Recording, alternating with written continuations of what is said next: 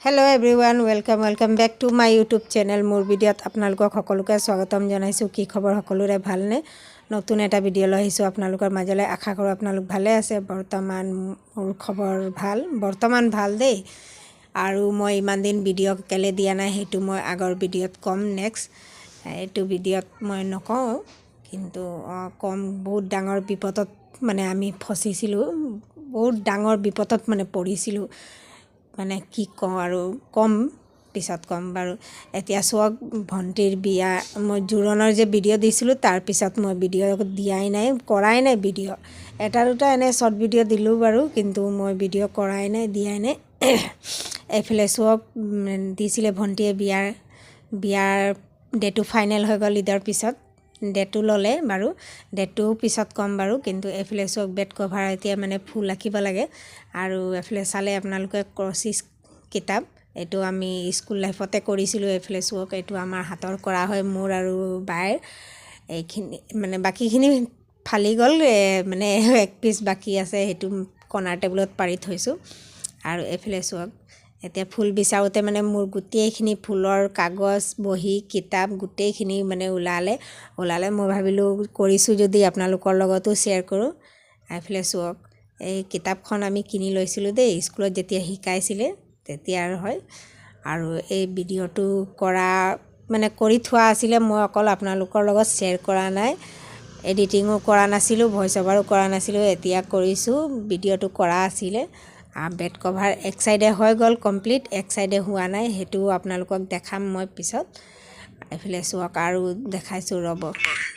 আৰু এইফালে চাওক, এইটো কি বহি, গ্ৰাফ বহি কয় দেই, এইটো আমাৰ স্কুলতে লাগিছিলে। তাৰপিছত ইয়াতো মই মানে ক্ৰচিছৰ ফুল মানে কিছুমান আঁকি থৈছোঁ। আৰু মই বেলেগৰ মানে কিতাপৰ পৰা কিছুমান ডিজাইন মই আঁকি থৈছোঁ, মানে ক্ৰচিছ কাপোৰৰে হয় কিন্তু।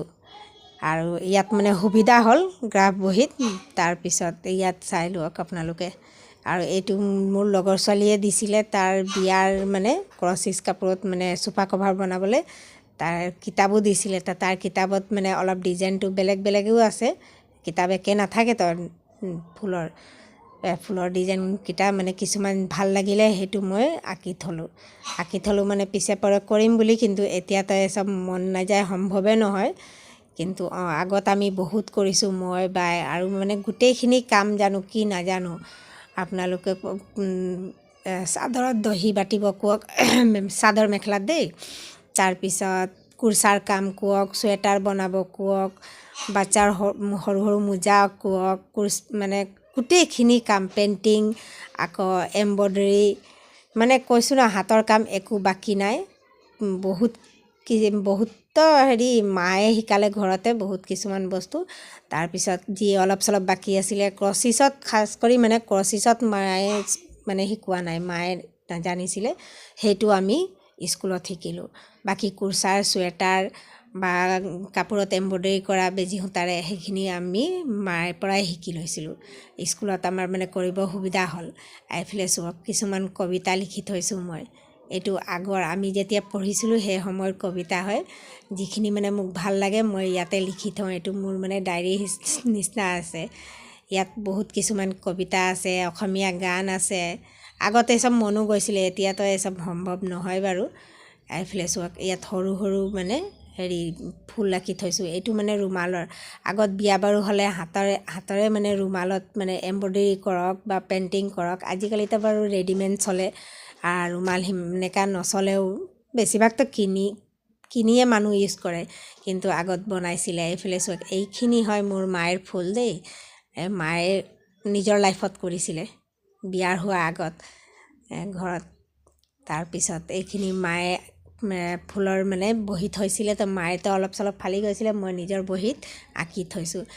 এইফালে চাওক, এই ডাঙৰ ডাঙৰ পেপাৰ এনেকুৱা থৈছোঁ। এইটো পেইণ্টিং কৰিবলৈ মানে বেড কভাৰত ডাঙৰ লাগেতো কাগজ, এইকেইটা মই মানে ডাঙৰ কাগজ। এইটো ক'ত পায় জানে আপোনালোকে? এইটো কটন শাড়ীত আহে। আমাৰ মায়ে কটন শাড়ী পিন্ধে, বেছিভাগ মানে গৰমত পিন্ধে। তো কটন শাড়ী, তাত মানে চাব পাতল একদম, কি কিবা ধৰণৰ মানে ভাল কাগজটোৰ মই নাম পাহৰিছোঁ। সেনেকুৱা কিনিও পোৱা যায়। এইফালে চোৱাক এইটো বায়ে এম্ব্ৰইডাৰী যেতিয়া শিকিছিলে বায়ে তাত মানে য'ত স্কুলত শিকিছিলে তাতে মানে এইটো অঁকাইছিলে। এইখিনি বস্তু চব মানে এইখিনি কিনি আনিছিলে। এই পেপাৰটোৰ মই নামটো পাহৰিছোঁ, আপোনালোকে যদি মনত আছে কমেণ্টত জনাব। আৰু মই এম্ব্ৰইডাৰী নিশিকিলোঁ, মই পেইণ্টিং শিকিলোঁ দেই। আৰু মোৰ মায়ে অকল পেইণ্টিং আৰু ক্ৰচিছ কাপোৰত ফুল কৰা এইটোৱে নাজানে, বাকী গোটেইখিনি আমাক শিকালেই। এইফালে চব ভালদৰে উঠা নাই, পেঞ্চিল দি আঁকা আছে। এইফালে হৈ গ'ল হেৰি পেইণ্টিং কৰা ফুল ডাঙৰ ডাঙৰ, কেলৈ বেড কভাৰ ডাঙৰ থাকে তো, কিং চাইজ বেডৰ থাকে, ডাঙৰে লাগিব কাগজ। আৰু যদি অলপ সৰু হৈছে মই মানে নিজৰ যোগাৰ কৰি লওঁ, তাত মানে কি কৰোঁ জইন কৰি চেলোটেপ মাৰি দিওঁ, কাম চলি যায়। এইফালে চোৱাক এইকেইটা সৰু সৰু ৰুমালৰ ফুল হয়।